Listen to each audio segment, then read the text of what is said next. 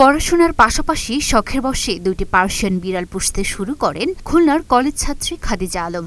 গেল ৩ বছরে সেই বিড়ালের সংখ্যা হয় ১৭টিতে। এর মধ্যে ৩টি বিড়াল বিক্রি করে এখন রয়েছে ১৪টি। প্রত্যেকে রয়েছে বাহারি রং আর ভিন্ন ভিন্ন নাম ধরে ডাকলে দৌড়ে খাদিজার কাছে ছুটে আসে তারা, পিছু পিছু ছুটে যায়, একসঙ্গে খাবার খায়, খেলনা দিলে খেলাধুলা করে। পরিবারের অন্য সদস্যদের মতোই মিশে গেছে বিড়ালগুলো। শখের বশে লালন পালন করা বিদেশি বিড়ালের সংখ্যা বেড়ে যাওয়ায় এখন বাণিজ্যিকভাবে বিক্রি করছেন খাদিজা আলম। বিদেশি বিড়াল বিক্রিতে লাভের মুখও দেখছেন তিনি। খাদিজা আলম খুলনার আজম খান কমার্স কলেজের হিসাব বিজ্ঞান বিভাগের অনার্স শেষ বর্ষের ছাত্রী। থাকেন নগরীর গগনবাবু রোডে শ্বশুরবাড়িতে। আসলে আমি অনেক আগে থেকেই পোষ পাখি পালন করি। আমার আগে খরগোশ ছিল, পাখি ছিল, দেশি বিড়াল ছিল। তারপর ভাবলাম যে আমি নতুন কিছু করবো, বিদেশি বিড়াল পালা। সেখান থেকেই আসলে বিদেশি বিড়াল পালা। আমি ২০২১ সাল থেকে বিড়াল পালছি। প্রথমে আমি 2টা বিড়াল দিয়ে শুরু করি। 21 সালে মাঝে মাঝে আমি মনে করি যে না, দুটাই তো সাদা, একটু ডিফারেন্ট কোনো কালারের বিড়াল দিয়ে শুরু করি। তখন আমি আরেকটা বিড়াল ঢাকা থেকে কিনে আনি। আমার 3টা বিড়ালই ঢাকা থেকে কিনে আনা। শখের বশে বিড়াল পালন করলেও বর্তমানে বিড়ালের সংখ্যা বেড়ে যাওয়ায় বাণিজ্যিকভাবে বিড়ালের খামার গড়তে চান তিনি।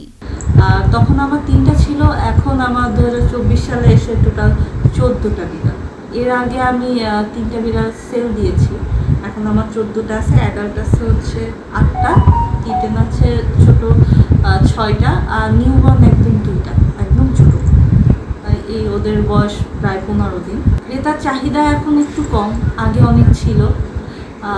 প্রথমে যখন আমি প্রথম যে বিড়ালটা আমি বিক্রি করি, ফিমেল আমার এরকম সাদা হোয়াইট ফিমেল ছিল, এটা আমি 19,000 টাকায় বিক্রি করেছিলাম।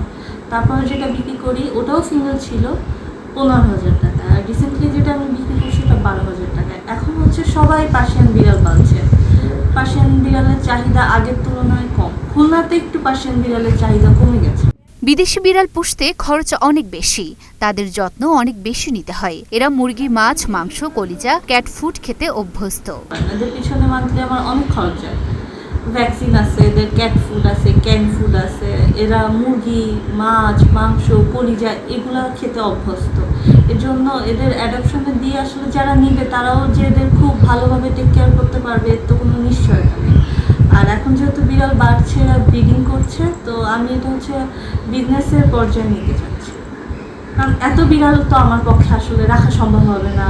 কারণ আমি পড়াশোনা করি, আমার সামনে জব করব, তারপরে সংসার আছে, সব কিছু মিলে আসলে এত বিড়াল আমি আসলে হ্যান্ডেল করতে পারি না। এর জন্য কিছু বিড়াল সেল দিই, কিছু রেখে দিয়েছি। শুধু খাদিজা নয়, খুলনার অনেকেই এখন বিদেশি বিড়াল লালন পালন করছেন। খাদিজার কাছ থেকে কিনছেনও। আপুর কাছ থেকে আমার একটা বিড়াল নেওয়া আছে, নাম হচ্ছে স্নোই, হোয়াইট কালার। আর এদের মাঝে মাঝে আমি দেখতে আসি, যেহেতু আপুর বিড়ালগুলো এতই সুন্দর, দেখতে ভালোও লাগে। প্লাস আমি আমার বিড়ালের জন্য ইনফরমেশন নিতে আসি যে কী করলে ভালো হবে, কী করলে মানে রোগ হবে না, অসুস্থ থাকবে। আর রিসেন্ট আমার বেবিটা কনসিভ করছে, তো আমার বিড়ালটা, দ্যাটস ওয়াই আপুর কাছে আমার আশা যে এখন কি করলে সুস্থ থাকবে, শরীর আরও ভালো হবে। আর আগে একটা আমার ছিল মেল, তারপরে আপুর কাছ থেকে ফিমেল নেওয়া।